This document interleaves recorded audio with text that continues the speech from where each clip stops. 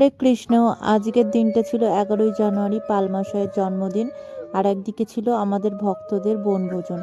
তো আজকে ভেবেছিলাম যে আজকের দিনটা আমরা মন্দিরে গিয়ে পুজো দিয়ে শুরু করব, কিন্তু ভগবানের কৃপায় আজকে সারাদিনটাই আমরা মন্দিরে কাটিয়ে দিলাম। রাজাপুর জগন্নাথ মন্দিরে ছিল আমাদের এই বনভোজন।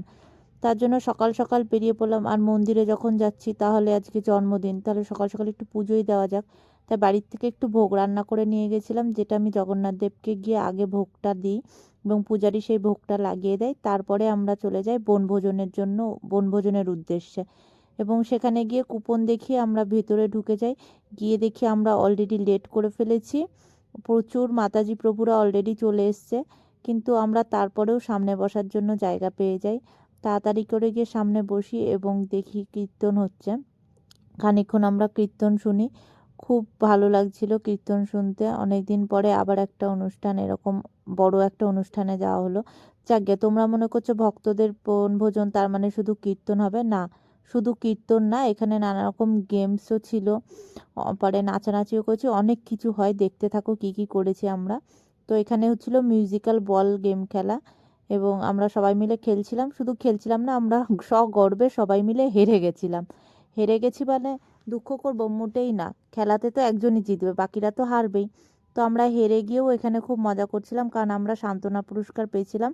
আর সান্ত্বনা পুরস্কার ছিল আমাদের জন্য একটা করে।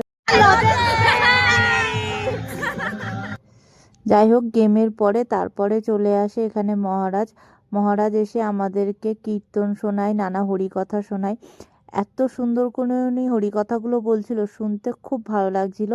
কারণ উনি, ওনার বলার স্টাইলটা, মানে যেভাবে উনি বলছিল, পুরো মনে হচ্ছিল সামনে ঘটনাটা একটা একটা নাটক যেরকমভাবে হয় না, ঠিক সেইভাবে বলছিল, খুব ভালো লাগছিল।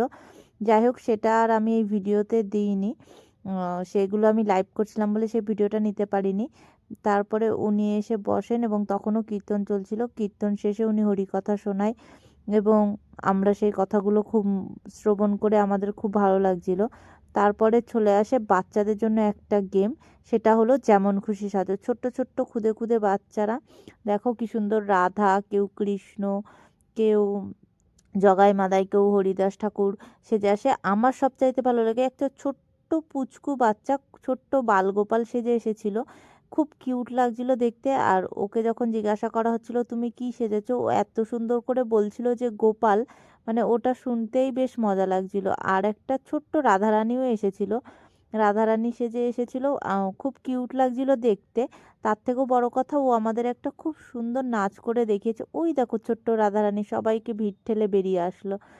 আর ওর নাচ যে দেখলাম, যে ওইটুকুনি মানুষ, এত মানুষের সামনে কি সুন্দর নাচ করলো, ওইটাই সবচাইতে বড় কথা, যে ও দাঁড়িয়ে পড়েনি, ভয় পেয়ে যায়নি, নাচটা আমাদের দেখিয়েছে। যাই হোক, শুধু কি ওর নাচই দেখবো, আমরাও নাচানাচি করেছি। আমরা ভক্ত সঙ্গে যাব, কীর্তন হবে আর নাচবো না, সেটা তো কখনো হতেই পারে না।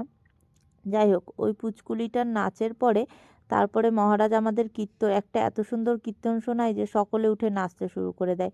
সবাই নাচছে, আমি নেই, এটা তো হতে পারে না। যাই হোক, আমি আছি তো বটেই কোথাও না কোথাও। দাঁড়াও, খুঁজে দেখা যাক আমি কোথায় গিয়ে নাচ করছি। এই দেখো, দেখতে পেলে আমাকে? এখনো দেখোনি? এই দেখো, আমি নাচ করছি। নাচতে নাচতে সঙ্গীতা বলল চলো সাইডে গিয়ে আমরা একটু ঘুরবো। যার জন্য আমরা দুজন মিলে সাইডে চলে যাই নাচতে নাচতে, এবং তারপরে আমরা দুজনা ঘুরি। এত ঘুরেছি যে না, আমার দাঁড়ানোর পরে আমার মাথাটা পুরো বনবন করে ঘুরে গেছে।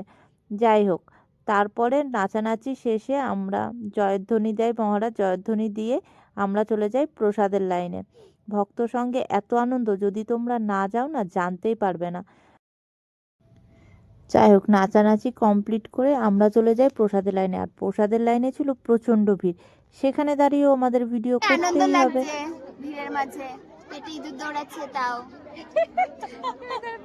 প্রসাদ খেতে দৌড়াচ্ছে, হ্যাঁ, প্রসাদে দৌড়াচ্ছে, প্রসাদের লাইন শেষ করে তো এত কিছু আমরা খাই না তো, পোশাক পাবো সেই একটা আনন্দ রয়েছে। যাই হোক, এতক্ষণ দাঁড়িয়ে আনন্দই হলো, কারণ তারপরে আমরা প্রসাদ পেয়ে গেছি। আহা, কি সুস্বাদু প্রসাদ! বুফে সিস্টেম ছিল। খাবারটা নিয়ে এক জায়গায় গিয়ে বসে তোমাদের দেখাচ্ছি কি ছিল। ছিল পাস্তা, ভেজিটেবিল পকোড়া, অন্ন, ডাল, মিক্সড ভেজ, এঁচড়, পনিরের সবজি, পাঁপড়, চাটনি আর একটা বড় সাইজের রসগোল্লা। তারপরে আমরা আনন্দে প্রসাদ পেতে শুরু করি। প্রসাদ পাওয়া হয়ে গেলে আমরা একটু সাইডে ঘুরে মন্দিরটা দেখছিলাম এবং কিছু ফটো তুলে নিই, কারণ কোথাও সেজেগুজে যাবো আর ফটো তুলবো না, এটা কি হতে পারে? তাহলে তো আবার ভগবান পাপ দিয়ে দেয়। যাই হোক, এটা একটু মজা করে বললাম। তারপরে আমরা ফটো তুলে ফেরত এসে দেখি ওখানে প্রভু মাতাজিরা প্রসাদ পাচ্ছে, একটু ওদের সঙ্গে মজা করে নিই। প্রীতম পেতে পারছে না, এত নিয়েছে। দুধ পুলি পাচ্ছি আমরা স্পেশালি। আর কানাই স্পেশাল কি পাস্তা? কানায় পাস্তা। এখানে আবার প্রীতম খেতে পাচ্ছে না বলে ওকে গিয়ে একটু রাগাচ্ছিলাম। তারপরে আমরা সবাইকে টাটা করে বেরিয়ে আসি। আমরা যেহেতু বাইক নিয়ে গেছিলাম দুজনে, তার জন্য আমরা দুজনে আলাদাই চলে আসি। এটাও রাধা মাধবের অশেষ কৃপা যে আজকের দিনটা আমরা মন্দিরেই কাটালাম, ওর জন্মদিন।